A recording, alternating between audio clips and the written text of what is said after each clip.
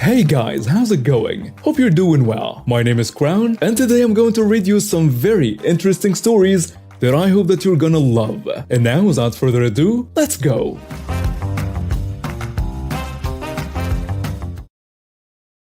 I've worked in a casino business for 16 years. Started off working in the kitchens and worked my way up to being a casino host in about 10 years. So I know all the ins and outs of the business in order to make our most elite players as comfortable and fun as possible. No, I've never got to serve any celebrities. There is another host above me who's there just for that privilege. I worked there for a couple more years even after finishing college and getting the degrees I wanted. All help paid for by the casino for my loyal service. The scene. I'm out alone celebrating a promotion lined up for me at my new job that I've been working for the last 2 years. I was on good terms with everyone when I left and said hello and caught up with a few of them, even getting drinks from the service girls as a congratulations. Since I know how hard they all work, I tip everyone I meet very generously. Unfortunately, this means that my old patrons, players, and guests, you name it, also remember me. One in particular, the Karen, treats everyone badly. I've known and hosted her for years, so I know everything she likes and hates. She's been banned on multiple occasions for harassing other players. Once, she threw one of those huge margaritas that you are supposed to share with 4 people off of a balcony and gave another player who it hit a concussion. Of course, this lady spent so much money at the casino. So the worst that happened to her was that she got banned for a year and settled out of court with the other lady she hit with a margarita. It sucks that she's one of the wealthier patrons of the casino, spending millions every year at our establishment. It always says she'll never come back because she never wins and the service is bad. Mainly in regards to me, despite doing everything she has ever asked of me, exactly as she asked. She sees me having a drink at one of the bars and decides to try and ruin my good time. Hey, why haven't I seen you in a while? Oh hey, feeling like I'm glad to see her. I'm really not. Oh, I'm just out having a few drinks, figured I'd check out my old stomping grounds. Have you been? She rolls her eyes at me like I'm boring her to death, nothing I haven't seen before, and she interrupts me. Her face and attitude change are like some high-class witch talking down to a peasant. Something I see a lot of rich people do. Great, since you aren't doing anything, go cash out my chips for me. Those witches behind the counter won't pay me out since I'm over the cash-out limit, and I left my license upstairs back in the room they gave me. I never understand why people do not carry ID on them in a casino. This is a problem that happens way too often. So people, carry your ID at all times. Also, there is a certain threshold of money that the cashiers are not allowed to cash out without proper ID. It's really not a big deal, it's mainly for in-house auditing, and in no way has to do with taxes. Those are mainly jackpots and promotional winners. We try to make things easier, but some people live to make other lives difficult. Like Karen. I tell her, I would, but I really don't want to. Just shut up and do what I tell you. Or are you too stupid to follow simple instructions? Get it done, or I will find out where you do work, and not only will I get you fired, but you'll be living in the gutter for the rest of your life. It takes everything I have not to snap. So I bite my tongue as I start to come up with how I'm going to get back at this woman. Okay, Karen, give me everything you have, and I'll take care of it. I say, as calmly as I can. I so have you. Oh, and don't tip yourself. I know you make more than minimum wage here, so it's not like you need it or anything. I'm not comfortable tipping myself with clients I'm on the best terms with, but I'm ready to snap with this woman.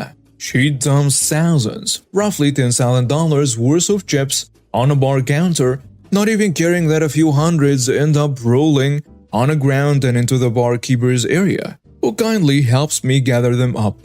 She leaves and I'm shaking in fury until I calm myself enough to go through with my plan. And I start gathering all the chips into a couple racks that were conveniently nearby. The barkeep, Chris, fake name of course, asks if I'm okay, haven't seen the whole exchange. I hand him 3 of the $100 chips with a malicious smile on my face. It's going to be a good night for the staff. I said, do it man. Chris cheered me on. and I went off handing chips off to any casino employee I ran across. I had to go to the cashier to pick up a couple $1,000 chips and gave them a $100 each. In less than an hour, I had given away nearly $10,000 and I just left. I got a call from one of my old work buddies about the storm carrying through when she found out I had given all her money away. She punched the executive host in the face and is now perma-banned from the casino, and also blacklisted from several others with an assault charge on top. When she gave me her chips, it looked exactly like that on the cameras. She had given me chips and she forgot to tell me where and when to meet her in order to get them back. And since I was another casino patron, that amounted to abandoned cash. Basically, if you're careless enough to leave behind, or in Karen's case, give away money, then that money doesn't belong to anyone, and it's finders keepers at this point. Even if I stayed and got caught or questioned, then the worst they could ever do to me was ask for the money back, and if I refused, then it would be a 3-day ban and an immediate escort out of the casino. I know $10,000 is a drop in the pocket to Karen, but the blow to her ego is worth so much more. You just won't believe the wild scene I witnessed at the grocery store the other day. I was just minding my own business trying to grab some snacks when I saw this Karen with her crazy antics. Let me tell you the whole story. I was casually going about my business picking up groceries when out of nowhere Karen appears right beside me, giving me the stink eye like I did something wrong. I could practically feel the tension oozing out of her. I tried my best to ignore her, thinking she was just having a bad day or something, but no, that wasn't enough for her. Karen decided to speak up and says, "You're in my way. Move." I was taken aback because, to be honest, I wasn't blocking anything. There was plenty of space for her to go around. But you know how these entitled people are. They just want to cause trouble for no reason. So I politely reply, "Oh, sorry. I didn't realize I was in your way. You can go ahead." But of course that's not what she wanted. She starts rambling about how I'm intentionally blocking her path and that I must have been doing it on purpose because I'm rude. Rude? Me? I couldn't help but laugh at the absurdity of it all. I tried to defuse the situation by saying, "Look, I didn't mean to upset you. Let's just both go back to our shopping, and there won't be any issues." You'd think that would be enough, right? But oh no, Karen was not about to back down. She takes it as a personal challenge and starts raising her voice, drawing attention to our little encounter. Now, I am not one to get into unnecessary conflicts, so I decide to walk away and continue my shopping, but Karen was not about to let me off the hook that easily. She follows me around, still hurling insults and accusing me of being disrespectful. I couldn't help but roll my eyes at this point. It's like dealing with a toddler throwing a tantrum over a candy bar. I try my best to keep my cool and not engage with her nonsense, but here is a kicker. She sees me looking at some baby products and that's when she really loses it. She starts ranting about how I shouldn't be allowed near babies because I'm probably some kind of child abductor. Can you believe that? Now, I am a calm and patient person, but this was crossing the line. I look at her and say, "Listen, lady, I don't know what your problem is, but you're way out of line. I have as much right to be here as anyone else. And for your information, I have a niece who I adore. So don't you dare make baseless accusations like these." But of course, Karen wouldn't back down. She starts attracting even more attention and people around us are just staring like we're some kind of reality TV show. All over nothing. Thankfully, a store employee notices a commotion and steps in to mediate. I explain the situation and the employee handles it quite professionally, asking Karen to calm down and reminding her that we're all just trying to shop peacefully. It was like she finally realized that her antics were getting her nowhere and she begrudgingly walks away, muttering under her breath, "Phew, I thought it was over." Little did I know that her craziness was just getting started.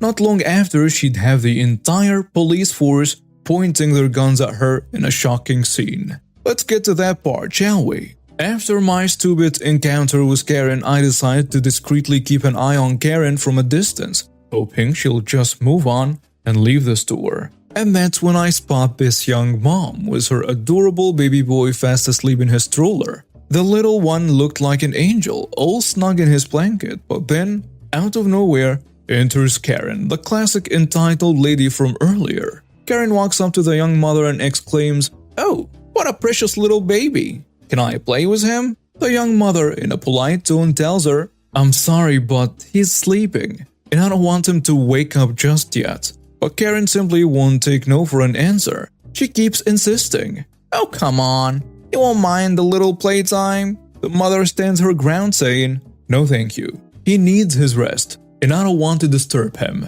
Well, you know how entitled people are. They don't understand the word no. Karen starts getting all huffy and puffy, and before we know it, she's shouting at the top of her lungs. The poor baby wakes up crying his little eyes out, and his mama rushes to pick him up, trying to soothe him.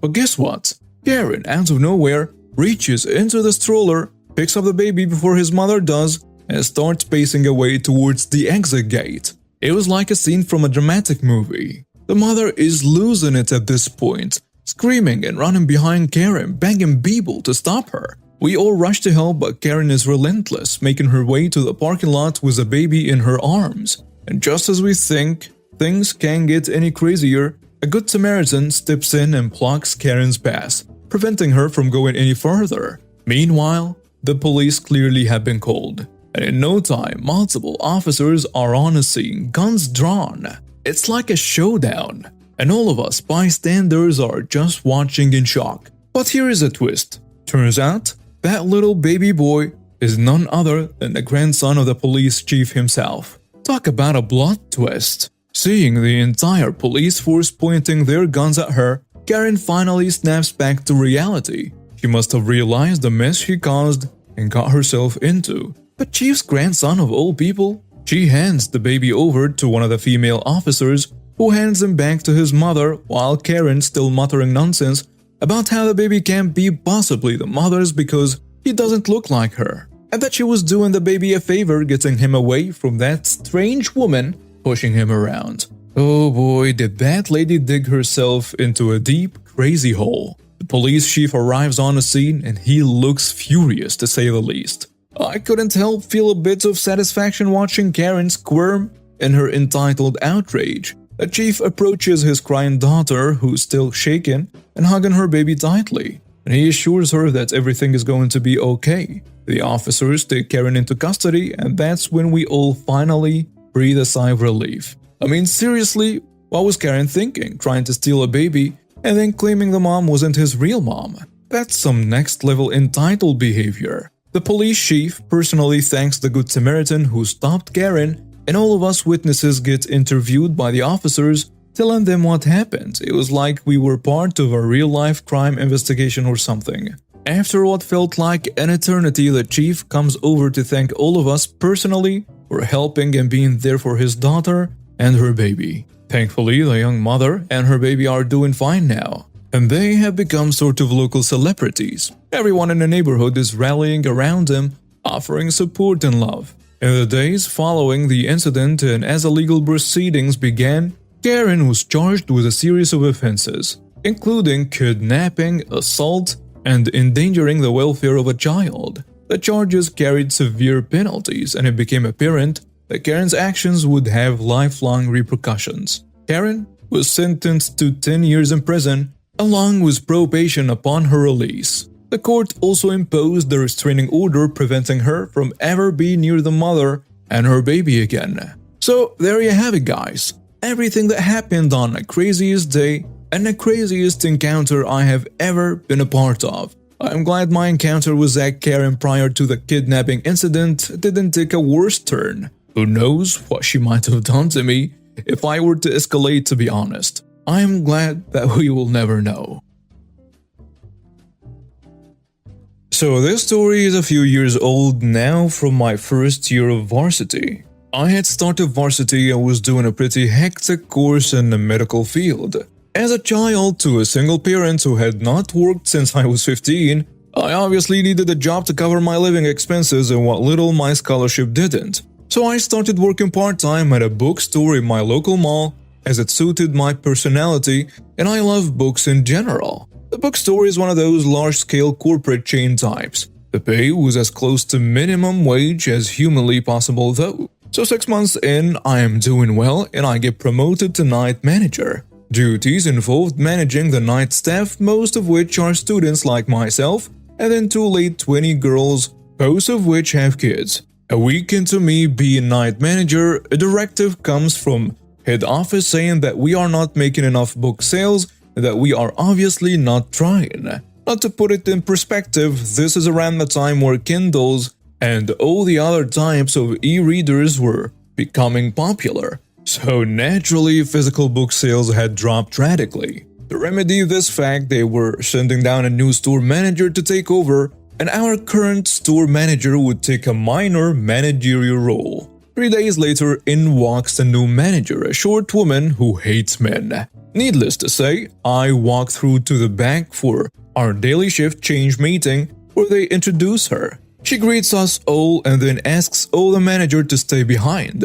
So everyone filters out, leaving the 4 managers, myself as a night manager, the day manager, the stock manager, and our previous store manager. So next thing, the new boss, Karen, turns to me and asks me what the heck I'm still doing here. I calmly explain that I am the night manager. He hears this and looks at everyone else to confirm this. Once they confirm the truth of my words, he looks at me directly and gives us a whole throwdown of how things around here are going to change nada. 6 months down the line, nothing much has happened. Karen has been nothing but passive-aggressive to me and some others, and everyone has noticed to the point where everyone in our store has a burning dislike for her. The managers get called in for a meeting where we get told the store is going to be closing in a week for 2 months for a revamp.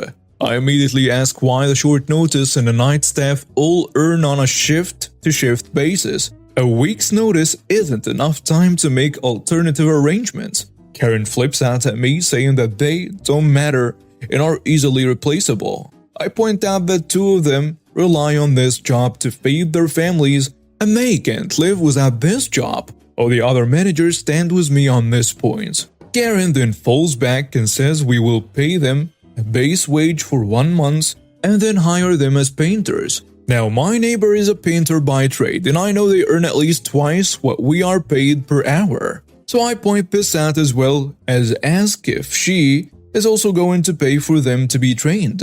She then flips out at me further for being a smart aleck. Okay, maybe I deserve that. Eventually she says that we will meet tomorrow to discuss her final decision. The time that she chooses though is an hour and a half before my shift starts and right in the time frame where I have one of my final exams. I point this out and an evil grin crosses Karen's face as she says to me, if you don't make it in tomorrow, don't bother coming in ever again. A week later I found out 3 of my co-workers on a night shift were let go with no pay and told to reapply once the store opens. All those who had openly been friendly with me were told not to come back. This included both young mothers. This sends me into a fit of absolute rage. It's one thing to screw with me, but to mess with my co-workers as well? Well, that's too far. I immediately phoned head office to complain and was completely ignored. Kept on a line, switched from department to department, and eventually I had enough and sent in a detailed report to my country's Business Control Council, reporting the corporation rather than a store for bad business practice and unfair dismissal of multiple staff members. I then emailed the corporation's human resources explaining what I had done and why. I informed them that I would change my complaint to the name of the store manager instead of the corporation in general if they found a way to rectify what they had done. It took 3 days before I received a response. They rented a smaller store for everyone to work at while the renovations were done at great expense due to the small timing window, and they rehired everyone while suspending Karen without pay until further notice. I immediately kept my promise and edited my complaint. Investigation was done and Karen lost her job permanently with no chance of a reference. Had worked for said company for 20 years. With a 20-year gap in her CV, it has been very hard for her to find a decent job. I saw her the other day working as a packer in my local supermarket, and this is what brought the story to mind. In the pre-corona age, I worked in airport check-in for a ground operations company in Sweden. I encountered a lot of entitled people, so I thought I'd share one of my experiences with you. Disclaimer, human memory is one of the worst forms of recording memories since we forgot and reconstruct memories over time, but I will do my best to give an honest representation. So anyone who isn't familiar with what a ground operations company is, it's a company that handles any non-flying related work for many different airlines. This includes baggage handling, check-in, boarding, de-icing, arrival service, and so on. This means I am not employed by any airline, but I work for a company that is hired by multiple airlines. Summertime is busy time in the airline industry, and this day was no exception, especially for our biggest customer, a certain low-budget airline that I won't reveal the name of. I was standing behind the check-in desk when a father and son came up to my desk. They gave me their passport and put their two hold bags on the baggage belt. The scale immediately shows that their bags exceed their allowed weight by 6 kilograms. When I look at their reservation, I see that their ticket doesn't even allow them to have any hold baggage, only carry-ons. I think to myself, uh-oh, this is going to be awfully expensive for them. Purchasing an allowance for just one hold bag at check-in costs 65 euros. An overweight baggage costs an additional 15 euros per kilogram. In total, they would have to pay 220 euros or 265 USD. I tell the entitled dad that he will have to pay for the baggage or that he can repack the bags to fit the allowed weight, thus only paying for the bags themselves. He refuses to pay for anything and gets all up in my face about it. This happens a lot, so I wasn't shocked by his reaction. Usually, these kinds of people try to bully or shame you into waiving the fee, effectively giving them free baggage. Unfortunately for him, I am very stubborn. Why should I have to pay? I have done nothing wrong. You have no baggage in your reservation and the bags are over their weight limit. You can repack over there, points at repacking area, or pay for all of it right away. You are telling me I can't bring home my bags? You can bring them with you if you pay for them like everyone else. I have no money to pay for these. This is almost always nonsense. Oh, shame. Then a teenager says, Dad, just pay for the bags. The kid's reaction tells me his dad can pay, but just doesn't want to. I want to go home with my bags. I have paid for my tickets and now you say I can't go? The ticket you paid for doesn't include hold baggage. This is a problem here. I further checked the reservation. Sometimes passengers mistakenly only pay for hold baggage in one way. This wasn't the case though. The first excess fee was waived by staff at his original airport. At this point, I was done with his nonsense. I don't know what you want me to do. Oh, come on, man. Okay, you have three options. 1, you pay for your bags. 2, you go home with your bags. 3, you don't go home at all. He realizes that I won't budge and ends up paying for his bags. I wish him a happy flight, but he just mumbles something under his breath. Ah, entitled people. Anyways, that's the end of it. So there I was, loving the simple things in life, watching my kids have a blast on a trampoline I'd set up in our backyard. The sound of my kids laughing and giggling filled the air and it was music to my ears.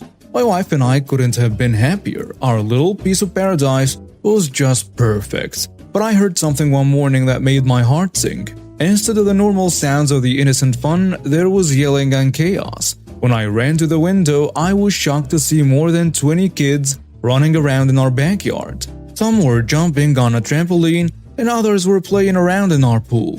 It looked like something from a crazy fair. My wife and I looked at each other with confusion before running outside to face the chaos. We looked around the yard for an adult among all this chaos. And that's when we saw her, Karen, the head of the HOA, standing near the gate and talking to 2 other women. I went up to Karen because I was both annoyed and interested. Excuse me, but what's going on here? Even though I was shocked, I tried to ask the question in a polite way. Karen looked at us and her face was as pure as you can get. Oh, you must be the homeowners, she said with a wave. We've chosen to have our play day today in your backyard. It's for the good of the area as a whole. My wife was shocked. You can't just barge in without asking. She said that. One of the women was Karen said, "Well, we thought it would be better than having all those kids in the park making a mess." I didn't think what I was hearing was true, but it's our property, and we should have a say in who's allowed here, I said.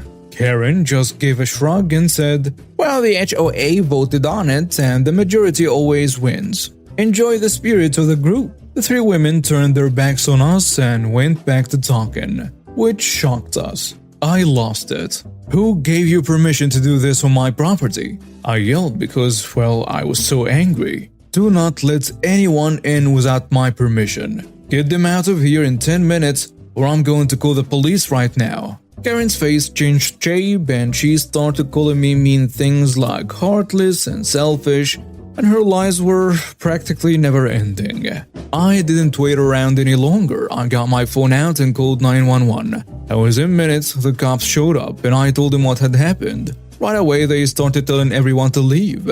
When the police asked if I wanted to press charges, I didn't pause. I said, "Yes, very strongly. Karen broke the rules and I want to charge her." When I turned to Karen, I couldn't help but say, "Next time you break into my house, I will let my dog go after you. I'll make sure that he watches over the yard from now on." Karen was very angry. She couldn't believe someone had the guts to go against her as head of the HOA. But it was clear that she had gone too far this time, and I wasn't going to let her get away with it. And this was just the very start of our fight with Karen.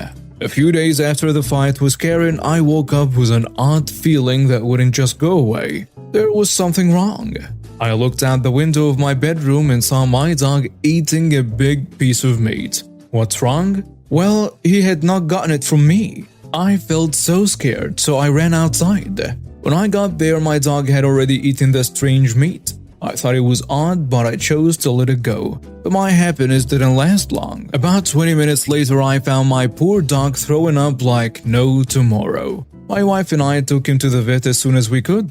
The vet worked fast to get our furry baby back to health, but it was clear that something was very wrong. After 45 long minutes, the vet came out of the exam room and asked us, "Did your dog eat anything strange today?" He might have been poisoned, I think. My heart dropped. I told the vet that I had seen him eat a lot of meat in the morning, but that I hadn't given it to him. "Well, you don't usually find big pieces of meat just lying around," the vet said with a serious look on his face. "Someone could have tried to kill your dog with poison. Have you thought of anyone?" I felt really angry and confused at the same time. Pieces of this crazy puzzle were starting to fit together, and it looked like Karen had done something horrible out of anger and a sense of entitlement. After a few scary hours at the vet, my dog was finally stable and on the way to get better. It was good to have him back home, but I couldn't get rid of the feeling of anger and betrayal.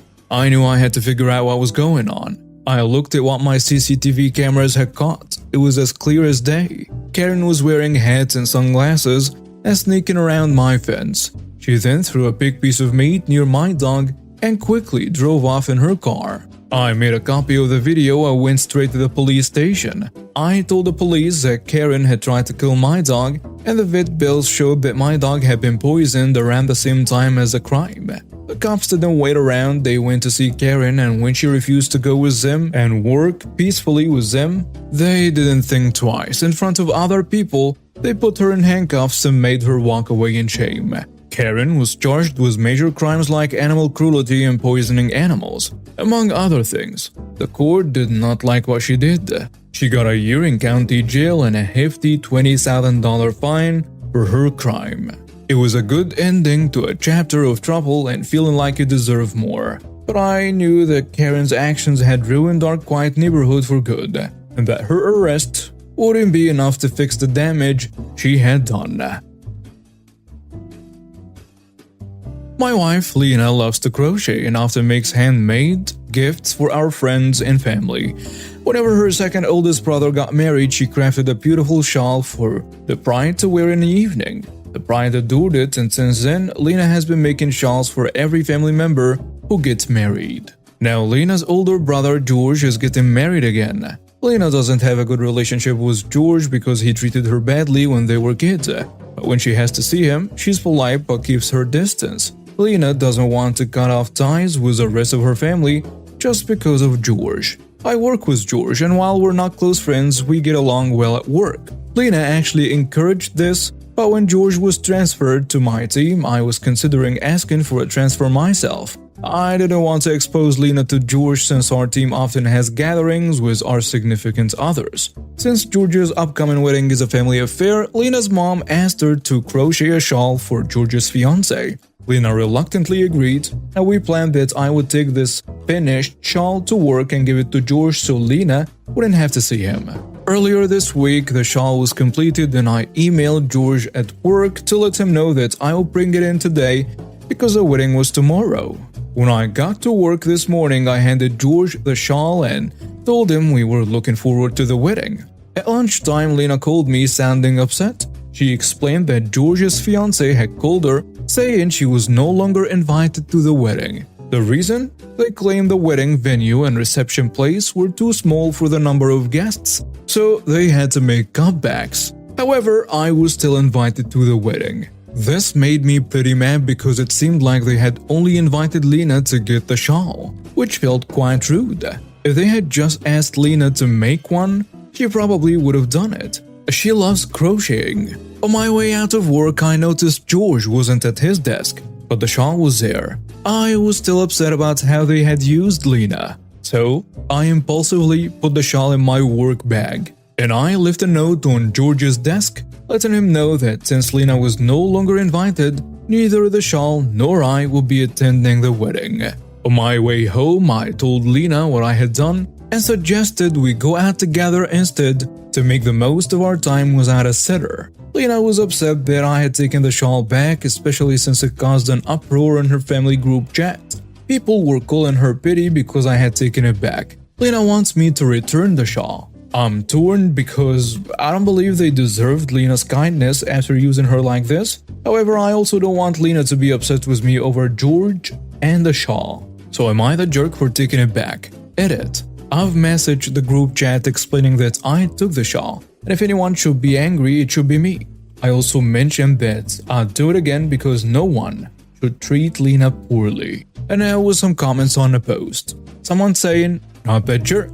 You're actually the hero for standing up to this immature behavior from George and his fiancée on behalf of your wife. It's unbelievable that they decide to do a head count for the wedding just the day before it. I bet that if you'd informed them that you bring the shawl to the wedding, they wouldn't have uninvited Lena. There is a slight touch of insensitivity in taking this action without your wife's permission. But in my opinion, that's what made you the hero in this situation." Another commenter adds, "Not the jerk. Your wife is a people pleaser. Your brother-in-law did this to steal a shawl. Getting something through false pretense is stealing. From someone who was dismissed and used by my family, applaud you for defending your wife." A third commenter goes with, "Listen, the uninviting is a greater offense and this family is whack. But as a crafter, I just want to caution OP against discarding the shawl or selling it without the wife's consent.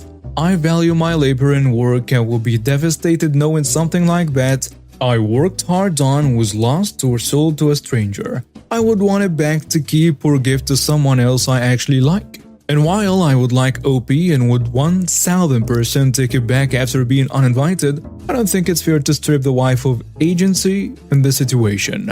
Whatever her reasons are, denying her wish that sister-in-law receive the shawl is wrong because she's an adult and should be allowed to make these decisions on her own. It's patronizing to force her hand, and her behavior isn't healthy either, and OP should keep standing up for her and encouraging her to go to therapy and to stop putting up with this abuse. But you don't just take away someone's rights because you think they are being a pushover. Not the jerk to OP because I don't think you should have to be complicit in your wife's unhealthy family dynamics, and you have every right to not want to deliver the shawl. But at this point, the right thing to do is give the shawl back to your wife and let her make her own decisions." Back in the day when smartphones weren't glued to our hands, life was simpler. The story which I'm about to share happened during that time when PCs and networks ruled our tech-savvy world. I had a friend named Bob. He was a master of all things IT, with a knack for computers and networks that left most people in awe. Bob was married to a woman, let's call her Sarah, and things were sailing smoothly in their relationship until a storm called suspicion hit their shores. It all began when one of Sarah's closest friends got caught cheating on her husband. In an attempt to escape the blame, this friend tried to throw Sarah under the bus as well. Bob, however, had no concrete proof to back up his wife, and so things settled down for a while. Fast forward nearly a year later, and Bob found himself once again in the eye of the storm. Sarah's behavior had taken a shady turn after attending her high school reunion. He confided in me about his concerns, and we spent countless hours discussing various scenarios. During one of these conversations, Bob made a joke in reference to a keylogger, but it didn't seem like he was entirely joking. Finally, he asked me to let the matter drop and emphasized, "Don't tell anyone, not even your wife." Several months went by and life continued as usual. I was up early one morning around 5:30 to 6, getting ready for work. As I was going about my morning routine, I received a Facebook Messenger notification. It was a message from Bob, but to my surprise, it was a group chat that included everyone we knew. Her family, his family, our friends, and even some strangers. My initial reaction was skepticism. It looked like a phishing link, even though it came from Bob, who was known for his extreme caution. A short while later, I received an email from Bob that contained some ominous and unsavory comments along with the same link. This email too was sent to a broad group of recipients, including Sarah's workplace, her family, her friends, Bob's family, and even some people I didn't recognize. With growing unease, I realized that this was not a hoax, so I cautiously opened the link. What I found on the other side was beyond belief. A hastily constructed website filled with pictures and videos of Sarah and another man. These were not hidden camera recordings but rather screenshots including video screen captures spanning several weeks. Bob had captioned each piece of evidence with snarky comments and colorful names for Sarah and her lover. The sheer amount of evidence was embarrassing, to say the least. There were videos of Sarah engaging in intimate acts with her lover, chat logs detailing their eagerness to meet again, a solo video of her self-indulgence, numerous pictures, and even hurtful comments where she belittled Bob to her lover. It was a devastating blow to Bob, with Sarah attempting to stroke her lover's ego by comparing him favorably to her husband. I immediately dropped what I was doing and called Bob. He answered sounding drunk and combative. He had been up all night creating the website and drowning his sorrows in alcohol. Every word he uttered about women was laced with bitterness. However, I knew that we needed to act swiftly to prevent this situation from causing irreparable damage to his marriage, their careers, and their children. After some persistence, I convinced Bob to take down the website. As he sobbed and logged in to remove the incriminating evidence, I could hear loud yelling in the background. Sarah had burst into the room, and a heated argument ensued. There was nothing I could do to intervene as a phone call abruptly ended, with Sarah screaming and Bob hurling accusations of infidelity. For the rest of the day, the website remained live, and Bob had even added a view counter to track the number of people who had witnessed Sarah's intimate moments with her former classmate. Bob had meticulously prepared for this moment. He had installed a keylogger on their computer, which recorded their entire screen. When he was away, Sarah would log in and communicate with her lover via Facebook and other means. Bob had not only discovered her lover but also uncovered a web of connections. His family, his wife's family, his job, and even more. All these individuals were included in the Facebook and email groups that received the shocking revelations. I had no knowledge of what became of Sarah's lover and his marriage, but I do know the aftermath that befell Bob's life. Sarah, desperate to make amends, offered everything she could think of. Bob, despite having his friends and family witness his wife's infidelity, contemplated taking her back, but he couldn't get past the comments about his masculinity. In the end, Bob made the painful decision to leave her. He gained around 100 pounds and eventually moved as far away as possible, severing most of his friendships and ties with his family. As for Sarah, she underwent some drastic changes as well. Her once attractive appearance transformed, and she acquired a reputation for her less than desirable behavior. The consequences of her actions had left their mark, and she was no longer the same person she had once been. The aftermath of the fateful day forever altered the lives of those involved. Bob, having lost faith in relationships, chose a passive isolation and bitterness. Sarah, once a trusted wife and friend, was left with the scars of her choices, and I, the unwilling witness to it all, could only reflect on how technology had both exposed and fractured the bonds of trust that held our world together. And now we have reached the end of today's stories. Thank you for watching and see you next time.